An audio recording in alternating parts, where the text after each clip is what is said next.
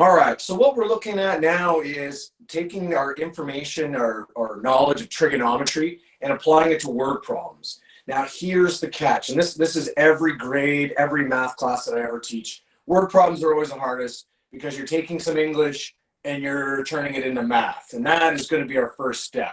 After that, everything else we're going to do is the same, but it's taking these words and making it something that we understand or something that we're used to working with, a nice diagram, and then solving it, doing the math. So again, it's always when we're mixing English and math together, there's always an issue.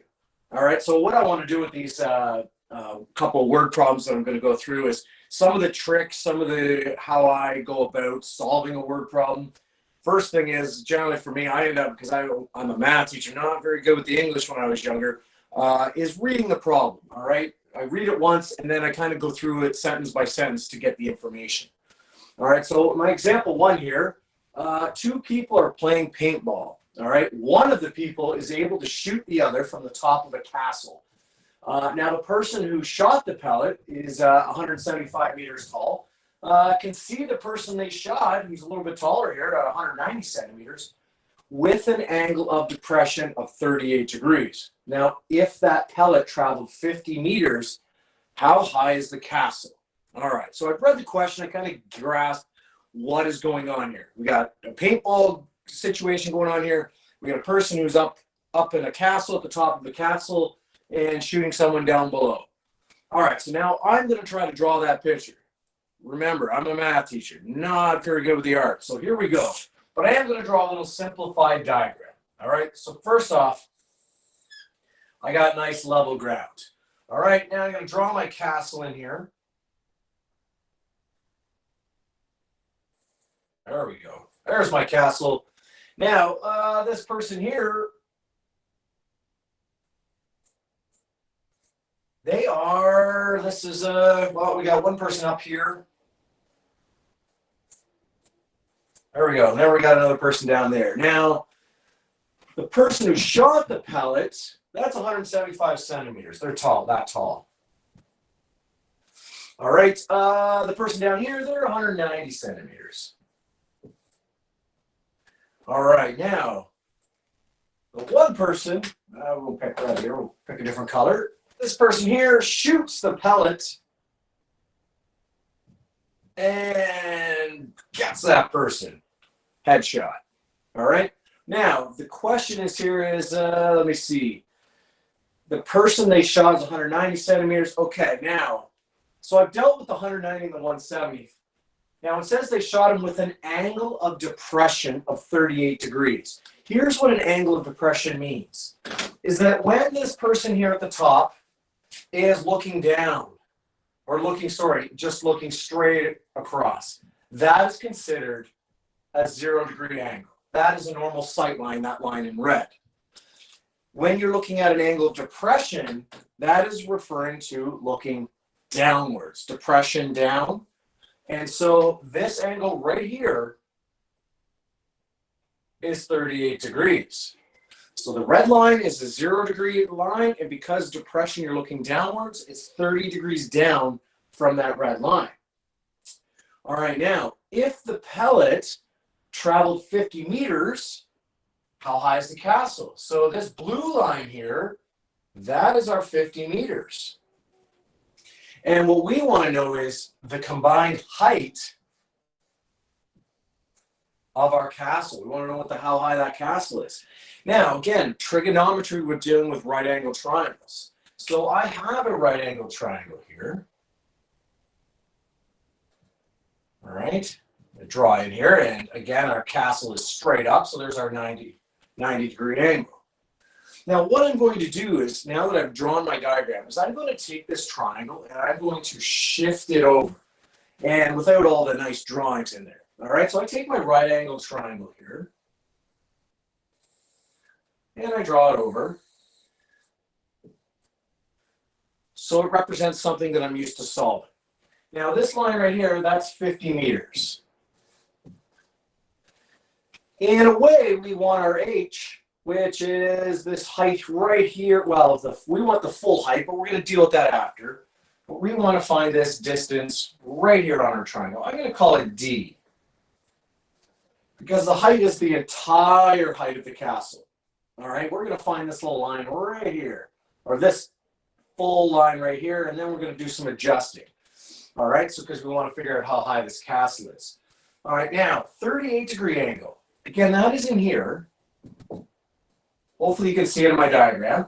Now a full 90-degree angle, because I want angles that are inside this triangle. That 38-degree angle is not inside the triangle. Now this corner, this is from grade 9 math, is 90 degrees. So if I subtract 90 from 38, I'm going to get my angle in here. And so, because again, this whole corner is 90-degree angle, it's 38 right here. I want to find out the angle inside my triangle. And so when I do that, I get 52. All right, now, so if it's 52 in here, now I can solve for D. Again, I'm going to follow the same steps that I've been doing before. I know my angle's theta, so I'm writing down my given information. It's 52 degrees. That's the angle inside the triangle.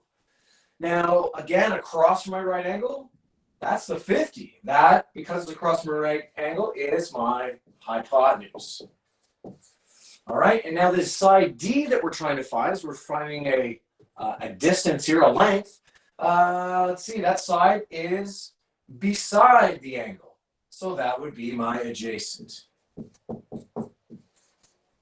All right, now I have to now figure out which trig ratio I have to use. Again, sine on highway, on, I don't have the opposite, so that's not happening. Cozy at home. I do have the adjacent and the hypotenuse, so that means I'm going to use the cosine ratio. Whoops, get my pen steady there. All right, so I'm going to write that down. So I have cos theta. Again, cozy at home, the adjacent, divided by the hypotenuse. Whoops, hypotenuse. All right, I'm going to substitute my information in. So let's see here. I got cos 52 degrees. Again, the adjacent's on the top. That is my D value here. All right, and my hypotenuse is 50. All right, so again, this is where in my calculator I hit cos 50. Got to make sure it's in degree mode. All right, so if I hit cos 52, I get, let's see here, 0.61 equals my D over 50. And again, this is from last week where I now create, on purpose, a fraction equaling a fraction. Because when I have a fraction equaling a fraction, I can cross multiply and solve. So I have D times 1, well, that's just a D. And then I have 0.61 times 50. So 0.61 here times 50. And now 0.61 times 50 is going to be, let's see here, 30.5. There we go, and that's our distance. Now, here's the trick. When I go back to my diagram, I want the height of the castle. What I found was this piece here. So the distance, I'm going to have to do a little bit of an adjustment here. Now, the other thing is that, see how these 175 and 190, they're in centimeters. My 30.5 is in meters. So I'm going to flip this because I have to have them all in the same units. I'm going to convert centimeters into meters. All right, so 190 centimeters, to convert centimeters to meters, you divide by 100. And so 190 centimeters is in fact 1.9 meters. Our 175 centimeters is going to be 1.75 meters. All right, so now I have them in the same units, but I still have to figure out the height of this castle. All right, so the height of the castle, first off, I have to add 1.9 meters because that's missing in my diagram. Right? A person's taken into this, a person's account, or taken their height into account. All right, plus I'm going to add our distance here, which was the 30.5 meters.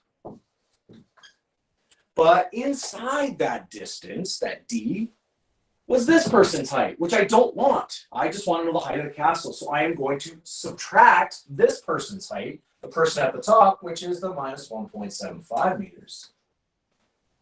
All right, so I had to add this person's height to take into account that we're missing this piece, but I'm also subtracting this person's height to account for the fact that they're standing on top of the castle.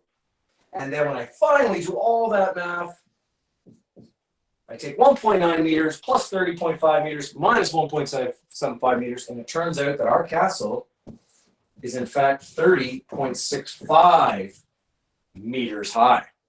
So a little bit of a different thing there where we had to do some adding and subtracting because our diagram's not quite, the triangle's not quite the distance or the height of our castle. So we had to do a little bit of rearranging there. And again, always making sure that you're in the same units. All right, so we had to convert those heights. All right, a little tough question there. Lots going on there. All right, I'm going to try one more word problem.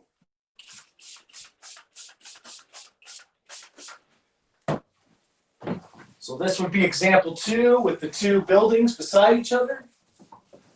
All right, I'm not going to write it all out because I think I'll probably fill up the board. All right, now. So again, I like to read my problems. And so a person in a short apartment building wants to know the height of a taller building 60 meters from hers. The person uses an angle of depression of 43 degrees to see the bottom of the taller building, but yet an angle of elevation or inclination of 58 degrees to see the top. What is the height of the taller building? Okay, so again, here's what I've got going on. I'm going to draw it out here first. I've got two buildings, and I've actually drawn those, put those in there. So here's my big building. And let's put my shorter building right here. Decorations, give them a door. Big taller building, so we'll put a couple more windows in here. All right, so there's our two buildings. So I've read the question. Now again, I'm going to reread it so that I can fill in the information in my diagram and then again pull information from that. Now, so in just first sentence here, a person in a short apartment building. So again, my artistic skills are limited, so I'm going to put this person here as a red dot. There's my person. All right, wants to know the height of this taller building that is 60 meters from her. So this distance right here is 60 meters. All right, so there's my first sentence, getting the information down. Now, the second sentence, the person who's in the short building here uses an angle of depression of 43 degrees to see the bottom of the taller building. So I'm going to stop right there. Again, there's those words, angle of depression. So this person looking straight across, there's your 0 degree angle. But they are looking downwards here and with an angle of 43 degrees right in there. That would be our angle of depression, looking downwards. Now, they're also using an angle of inclination, which is also another word for inclination, incline, looking upwards, or elevation, you're elevating, looking upwards, of 58 degrees to see the top. So they look upwards. Now again, from that middle line, that's our 0 degree, right in here is our 58 degrees. All right, so that would be your angle of inclination, looking up, or angle of elevation, two words there that you could use. And again, the last sentence says, what is the height of the taller building? All right, so we have a diagram here. Now, the two angles in here, we have a 58 degree and a 43 degree. If you add them up, they do not give us a right triangle. So we actually don't even have a right triangle here. But we do have, we can split that triangle up into two right angle triangles. All right, so I'm going to split this thing up where this is triangle number 1 right here, and this is triangle number 2. Now, if I look at triangle number 1, again, I'm just going to take it from my diagram and bring it over. There it is. I have my 58 degree angle inside here. I have this distance 60, which is the line from here to here. So there's my 60 meters. I'm going to put a right angle here because the building is staying straight up. All right, so there's the information that I have in my first triangle. My second triangle down below,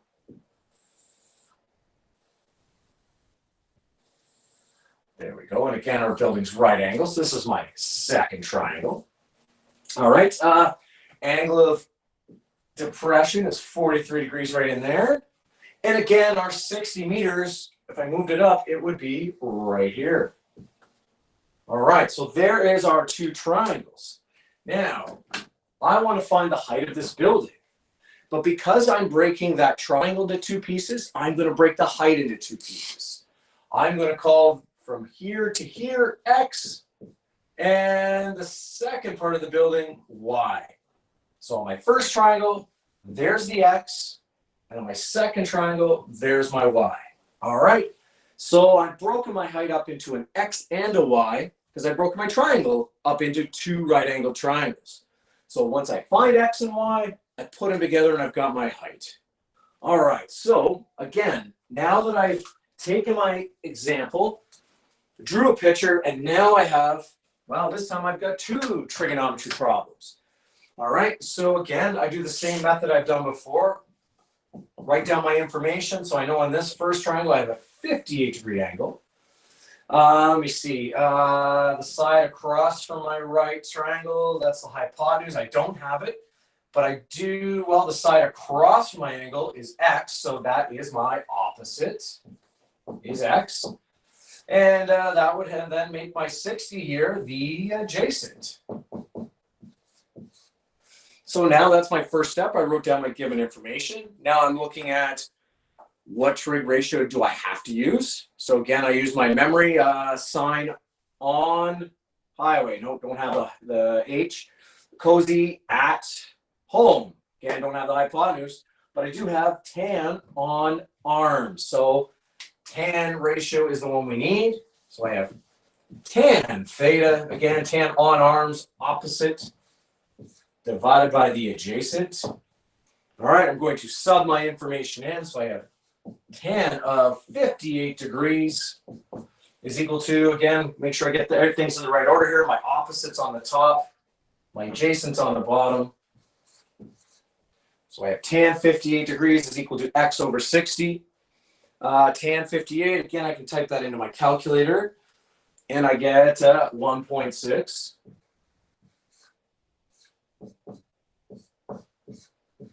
All right, so again, I'm going to use my trick where I do create a fraction equaling a fraction. And I do that by just putting a 1 in my denominator, because again, any number divided by 1 is just itself. All right, and then I do that so I can cross multiply. So 1 times X is X, and then I got, well, 1.6 times 60 will be my X value. And what am I getting here? 1.6 times 60, it's a whole number of 96. So that's just this part here is 96 meters, tall building. All right, now I'm going to go over and find my Y. All right, so my Y value, let's see here. Again, doing the same things. I've got my theta. It's 43 degrees. Let's see here. I don't have my hypotenuse again. Going across, though, there's my opposite. So Y is my opposite. It's across from the angle. And then, well, that makes my 60 the adjacent again. And lo and behold, we have the opposite and the adjacent again. So I know I'm going to use the tan ratio. All right, so I have tan theta. Again, tan on arms, opposite, divided by the adjacent. All right, I'm going to substitute in my information. So it's in here, tan 43 degrees. Opposite, that's our Y this time. And the adjacent is our 60. All right, so now I get my calculator out, type in tan 43 degrees, and I get 0.93.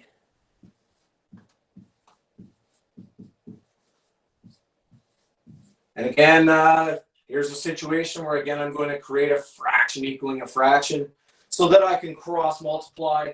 And so 1 times Y is just a Y. And then 0.93 times 60.